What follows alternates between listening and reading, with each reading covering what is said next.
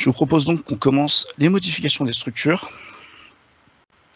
Donc, dans les modifications des structures, la première chose qu'on peut voir, ça va être donc la partie des réductions qui va se trouver juste à côté de la création des barres primaires. Donc, vous allez avoir la possibilité de faire des réductions polylignes. Je vais essayer de faire une petite forme géométrique. Hop. J'espère que vous puissiez quand même voir la 3D à côté. Vous allez avoir la possibilité de faire des réductions triangulaires aussi.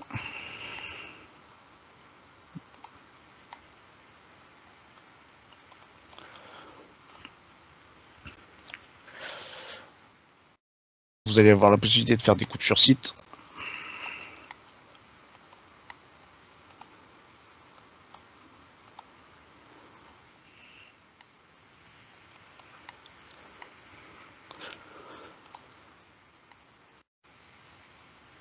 Les entailles. Donc en soi, comme ça va fonctionner de la même manière que fonctionnent les biseaux sur les fermes actuellement. Donc toujours avec les mêmes propriétés, bien sûr. Donc tout ce qui va être angle, les degrés, et de quel côté vous voulez que le biseau se situe. Les perçages, donc avec l'icône juste en dessous.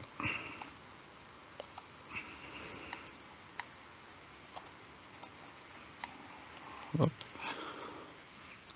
Et petite fonctionnalité qui a été rajoutée en plus, si jamais vous aviez décidé de mettre en place des objets 3D, pour représenter par exemple des conduits ou des câblages qui doivent passer par certaines zones de votre structure métallique, vous allez avoir la possibilité directement dans les propriétés en fait de créer ces ouvertures qui vont se retrouver sur les structures métalliques.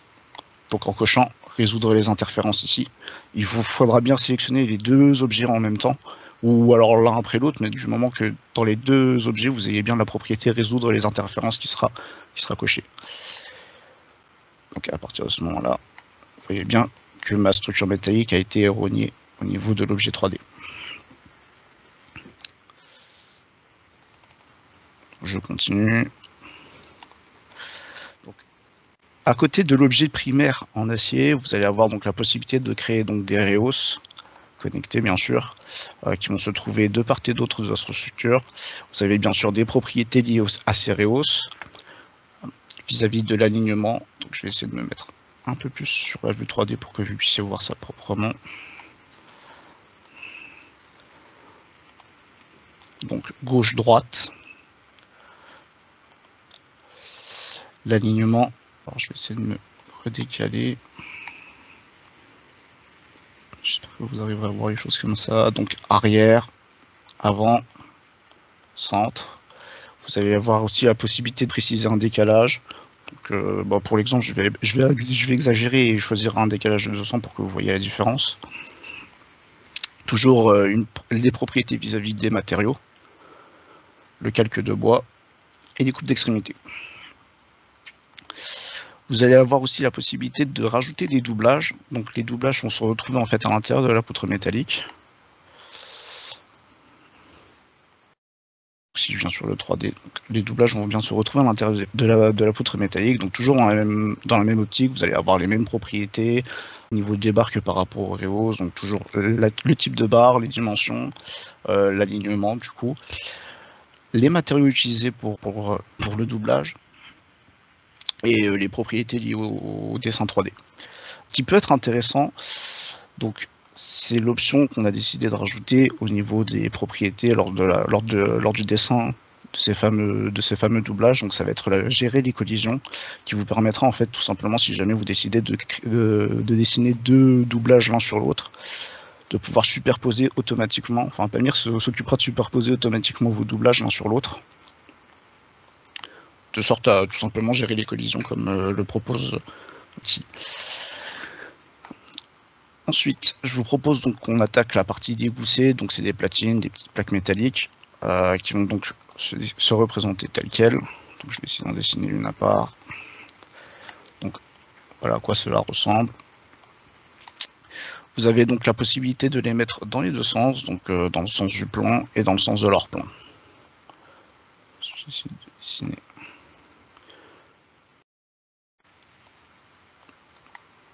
Donc, voilà. En ce qui concerne ces goussets, ou ces platines, comme vous pouvez les appeler comme vous le voulez, vous pouvez leur donner une forme spécifique. Pour cela, vous allez avoir besoin d'utiliser l'objet polyligne afin de créer tout simplement une forme quelconque. Dans un premier temps, vous allez juste avoir sélectionné la polyligne et la fameuse plaque en question, faire un clic droit, appliquer le profil de la polyligne, et directement on va se retrouver avec une platine qui aura suivi tout simplement polyligne qu'on aura dessinée au préalable. Cette fonctionnalité, elle peut énormément servir si on utilise donc tout simplement l'outil coupe par exemple. Donc afin de récupérer le profil de notre poutre métallique. Et par exemple, si je décide de suivre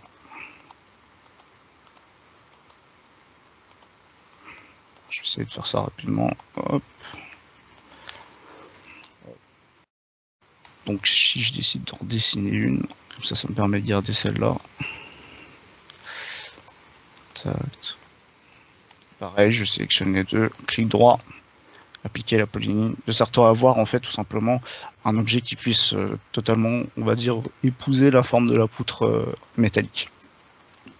Donc pareil, vous pouvez enregistrer ces modèles directement dans le modèle de Pamir en faisant clic droit, enregistrer comme modèle.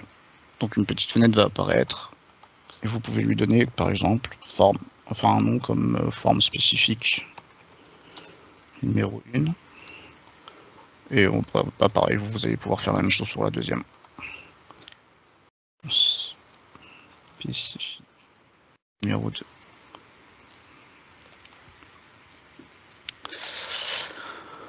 Pour la suite du coup, ce que je vous propose, c'est que je vais déjà mettre en place un gousset pour qu'on puisse voir un peu la différence. Pareil, vous allez avoir les mêmes propriétés, ça va être les alignements, donc, et la possibilité aussi surtout de pouvoir passer d'une plaque dans le plan à une plaque hors plan. Et donc moi ce que je vais chercher de faire pour l'instant, ça va être de le mettre en avant, de sorte à pouvoir voir en fait la plaque en dehors de la poutre métallique pour qu'on puisse voir la fonctionnalité suivante. Qui sont donc les lignes d'assembleur. Avant de commencer par la ligne, je vais commencer par le point ponctuel. Donc en fait, tout simplement, c'est le fait de pouvoir placer les boulons sur votre structure métallique. Vous avez directement remarqué qu'en fait, en plaçant ce boulon, il va directement se fixer correctement par rapport à la surface de la plaque qui se trouve à l'arrière. Par contre, si je décide de mettre un boulon directement sur le gousset que je viens de me créer, on peut voir qu'il va directement se fixer sur la face, qui va se retrouver la plus proche du boulon, enfin la plus proche de nous, on va dire. Donc pareil, ces boulons ont des propriétés, donc en plan, hors plan. Il va falloir que je regarde sur le côté hors plan. Vous pouvez décider de l'angle qui vous intéresse, de le décaler, l'alignement par rapport à leur plan. Donc, si je décide de le décaler par exemple,